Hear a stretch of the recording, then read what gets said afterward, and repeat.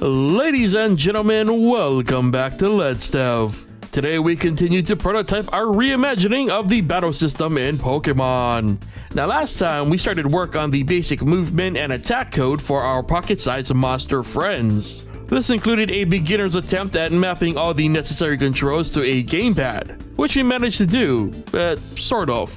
Today we continue working on learning how to properly map controls to a gamepad. We'll also expand on our attack system in an attempt to make it more universal, and we'll also start work on the enemy AI. Now that's a lot to get through, so let's not waste any more time and get to the coding.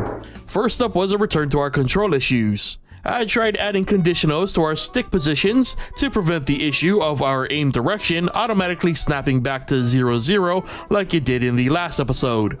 After a couple failed attempts, I realized I had no idea what I was doing, and considering I recorded these sessions almost back to back, I hadn't really had time to research the issue in depth, so I decided to move on to something more familiar.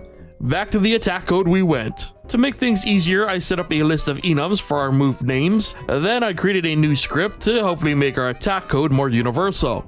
Using arguments, I tried to streamline the events of spawning the attack's hurt box, setting the cooldown, and hopefully animating attacks. All this so we could theoretically apply any attack to any monster and have it act accordingly without any extra inputs. I realized my initial code was a bit too ambitious because it wasn't working, so I cut it down to the basics. I was able to spawn the hurt boxes, but adding a timer for animation and attack timing would nullify everything. After spending a bunch of time tweaking the code, I realized I was calling the script for basically a single frame, which explains why the timer wasn't working. If I wanted to apply timers to the attack code, it would require some restructuring. And so already somewhat defeated at this point, I decided to pause this for now and move on. I drew up a totally non-copyright infringing monster to represent our enemy and got to work on the AI. First, I set up our pathfinding code, which we've used many times before in previous projects. Next, I had the monster decide whether it would chase the player's monster, and if true, it would use the pathfinding code to do so. And for the first time in today's session, something actually worked. So one minor celebration later, I went back to the code and added a cooldown to add variation to our enemy's chase code. Then I added a distance check, and when near enough to the player's monster, they would initiate a random attack. This somewhat showcases why I want to go with the universal concept for this system.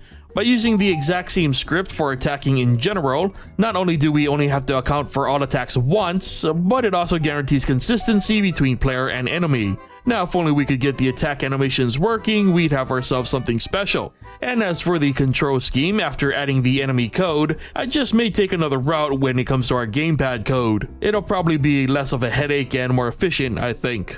But we'll have to do that next time because, believe it or not, these two fails and one mild success took up an entire session. So remember that if you liked this video or enjoy Let's Dev in general, be sure to hit that like button. If you aren't already subscribed, be sure to hit that subscribe button and be sure to turn on notifications so you never miss a new episode. And as always, be sure to leave your thoughts on our progress in the comment section below. Thank you so much for watching, and I'll see you guys next time.